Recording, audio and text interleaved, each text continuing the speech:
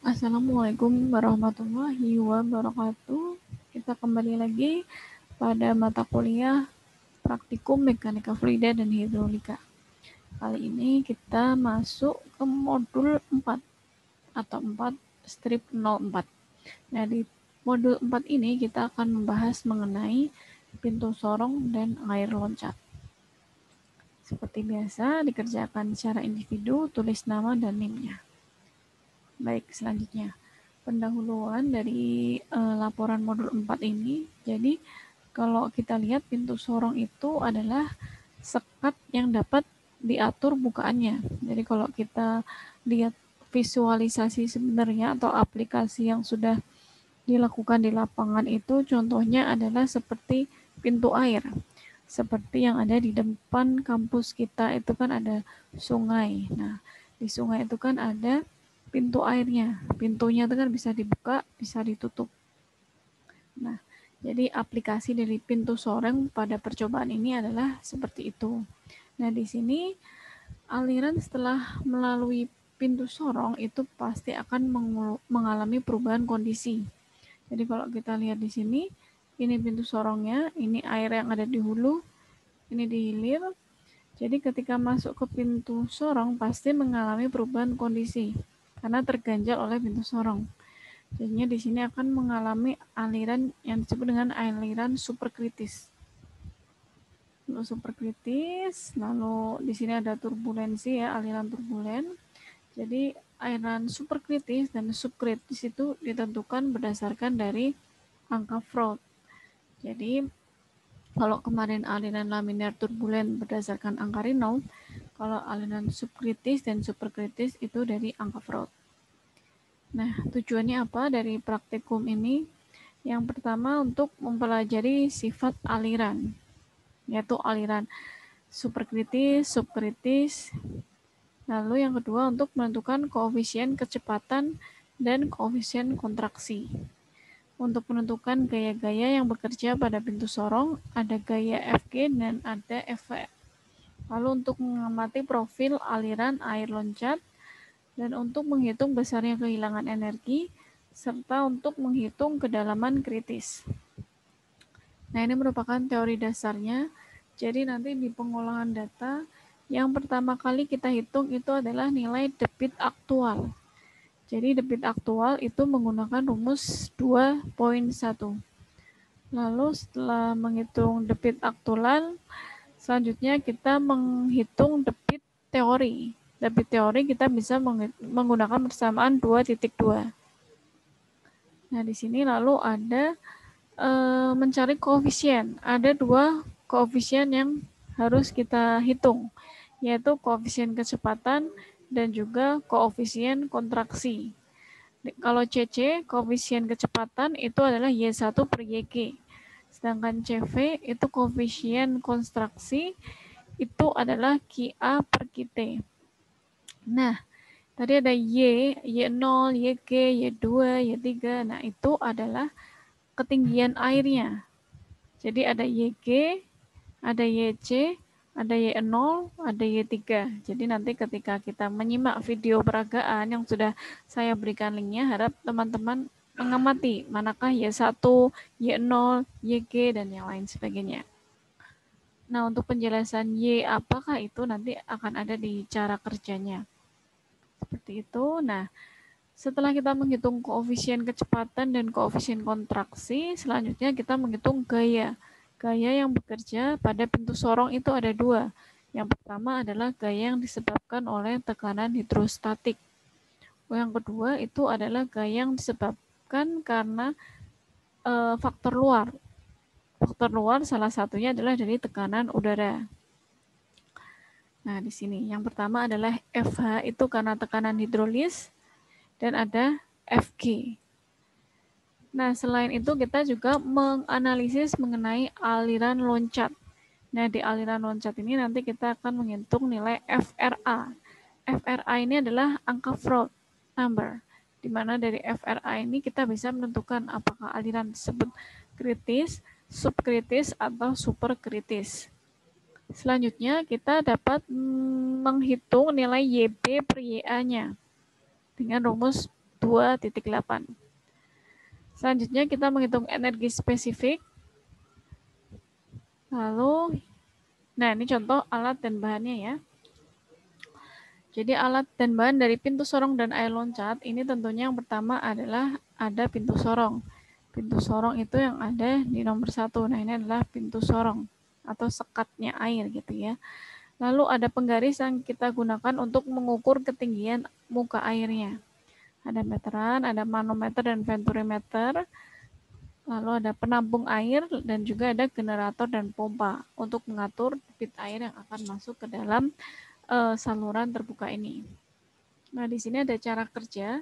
Akan saya jelaskan sekilas. Nanti teman-teman bisa menyimak lebih dalam lagi pada video yang telah saya berikan linknya di Korabor. Jadi ada 2 percobaan. Yang pertama adalah percobaan dengan debit tetap. Nah, di sini yang pertama kita lakukan di percobaan debit tetap itu adalah mengatur alatnya ya, atau mengkalibrasi alatnya. Selanjutnya mengalirkan air dengan debit tertentu. Karena debitnya tetap, jadi kita cuma sekali mengatur debitnya, debit tertentu. Lalu mengatur kedudukan pintu sorong menggunakan interval profil air loncat. Nah, lalu mengukur nilai Y0, YG, Y1, Y2, dan sebagainya. Nah, di sini sudah saya berikan keterangan. Apakah itu Y0, YG, dan sebagainya. Jadi Y0 itu adalah tinggi muka air di hulu pintu sorong. Jadi kalau kita lihat alatnya, Y0 itu adalah yang ada di hulu.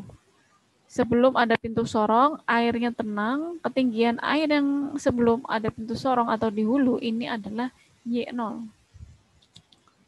Lalu YG itu adalah tinggi bukaan pintu sorong terhadap dasar saluran.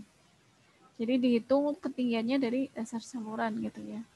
Lalu Y1 adalah tinggi muka air terendah di hilir pintu sorong.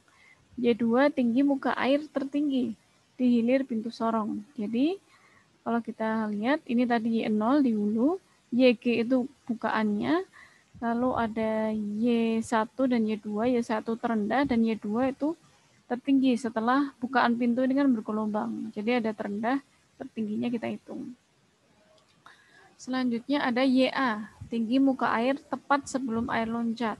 Ada YB, tinggi muka air tepat setelah air loncat.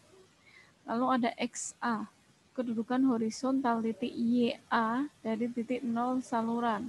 Lalu XB, kedudukan horizontal titik YB dari titik 0 saluran.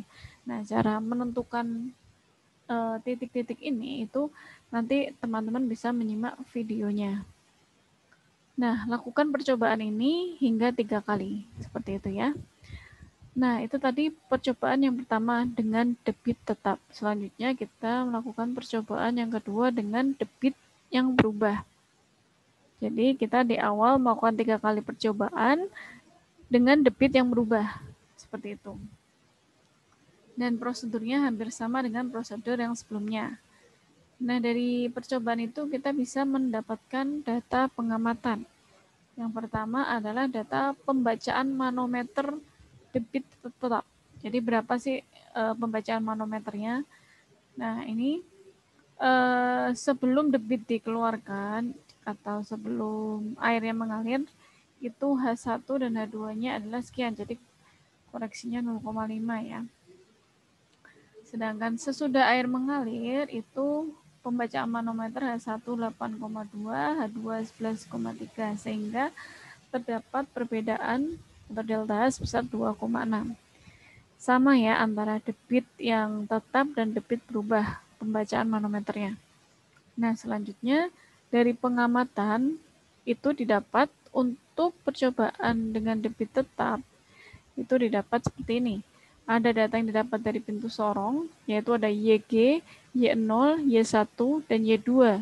Nah, setelah air loncat yang kita dapat adalah XA, YA, XB, YB, dan L. L itu panjang salurannya. Nah, di sini L-nya saya beri beda keterangannya ya. Jadi di sini seperti biasa ada A, ada B. Jadi A itu angka terakhir dari NIM, dan B adalah angka kedua terakhir dari NIM. Untuk percobaannya nomor 1 ini, nanti akan saya berikan contoh perhitungannya. Dan untuk percobaan nomor 2 dan 3, nanti silakan teman-teman hitung secara mandiri. Nah, untuk yang kedua, ini adalah tabel percobaan, hasil percobaan atau hasil pengamatan dengan debit yang berubah. Jadi dari debit yang berubah itu kan kita atur manometernya ya. Jadi nilai H1 dan H2 serta delta H-nya pada percobaan ke-1, 2, 3 dia mengalami perubahan. Nah, ini nanti akan saya berikan AB juga ya. Jadi ini tadi ada yang belum diedit nilainya A dan B-nya. Nanti saya akan edit.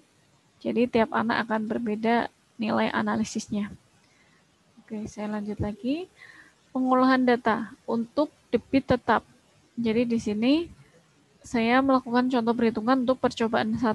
Nah, nanti teman-teman silahkan diganti datanya dengan percobaan 2 atau percobaan 3. Pilih salah satu. Nah, di sini yang pertama kita hitung adalah perhitungan debit aktual atau QA. Di sini kita tadi sudah diketahui P itu adalah lebar saluran, adalah 9,9 cm. Q gravitasi, lalu H1 9.500, H2 10.000. Ini data yang sudah didapat. Maka dapat dihitung koreksinya adalah 0,5. Ini juga tadi sudah diolah datanya ya, dengan delta H 2.600. Nah, sekarang kita tinggal masukkan dengan rumus debit aktual yang sudah ada di landasan teori. Nah, di sini kita masukkan nilai P-nya dan juga kita masukkan nilai delta H-nya menggunakan delta H sesudah airnya mengalir, yaitu dengan delta 2.600 cm. Sehingga didapat debit aktualnya adalah 561,497 cm kubik per second. Lalu yang kedua ada debit teoritis. Dengan lebar salurannya sama, dengan nilai Y1 0,7, dengan nilai G 9,81. Nilai Y0-nya adalah 9,6. Sehingga didapat nilai debit teoritisnya adalah 849,100 cm kubik per second. Selanjutnya kita menghitung perhitungan koefisien kontraksi atau CC. Nilai CC ini didapat dari perbandingan atau pembagian dari nilai Y1 dibagi dengan YG. Lalu ada koefisien kecepatan CV, yaitu adalah nilai perbandingan atau pembagian antara debit aktual dengan debit teoritis yang sudah dihitung sebelumnya. Selanjutnya kita menghitung gaya yang diakibatkan oleh hidrolis dan faktor lainnya. Yang pertama perhitungan FG. Di sini diketahui rho-nya 1200. Ada nilai gravitasi, Y0, Y1 didapat dari pengamatan, Q aktual didapat dari perhitungan sebelumnya. Dan B itu adalah lebar saluran. Maka didapat nilai FG itu adalah sekian. Sedangkan nilai perhitungan FH atau gaya yang diakibatkan oleh air, itu rumusnya menggunakan rumus yang ada di landasan teori dengan hasil seperti ini. Selanjutnya kita menghitung perhitungan YG per Y0. Adalah 0,1. Lalu menghitung perbandingan antara FG dan FH adalah 1,07. Nah, ini adalah contoh perhitungan air loncat dengan debit tetap dengan YG berubah. Seperti itu ya. Selanjutnya, nah, di sini ada beberapa yang dihitung juga. Ini QA-nya sama ya. QA sama, terus kita menghitung angka Froude number atau FRA.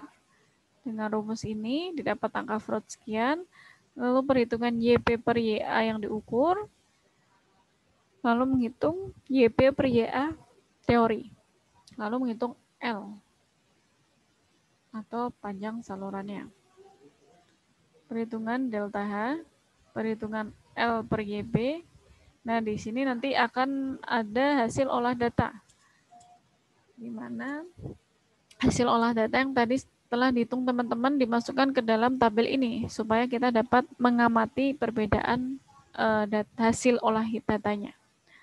Selanjutnya ada 2 tabel untuk percobaan debit tetap. Nah, selanjutnya kita mengukur atau mengolah data hasil percobaan pada debit yang berubah. Nah, di sini sama ya tahapannya. Yang pertama kita menghitung debit aktual, menghitung debit teoritis, lalu menghitung koefisien kontraksi, koefisien kecepatan, perhitungan gaya yang diakibatkan oleh udara atau faktor lain, lalu perhitungan gaya akibat dari air, lalu perhitungan YG per Y0, perhitungan FG per FH. Nah, untuk selanjutnya ketika air loncat, dia menghitung nilai QA debit aktual, menghitung angka fraud, menghitung YB per YA, lalu sama juga YB per YA teori, lalu perhitungan delta H, dan perhitungan L. Setelah didapat, maka teman-teman bisa meletakkan hasil hitungannya pada tabel yang ada di bawah ini. Setelah memasukkan hasil hitungan ke dalam tabel, teman-teman bisa mengamati untuk menyimpulkan dari percobaan pintu sorong dan air loncat. Jadi di sini nanti harap disesuaikan dengan data teman-teman. Misalnya berapakah nilai CC atau CV-nya, rata-ratanya berapa. Nah, itu sesuaikan hasil hitungan yang telah dihitung oleh teman-teman. Oke, jadi cukup sekian penjelasan saya ya tentang praktikum modul 4 ini, yaitu mengenai pintu sorong dan air loncat. Selamat belajar, salam sehat, wassalamualaikum warahmatullahi wabarakatuh.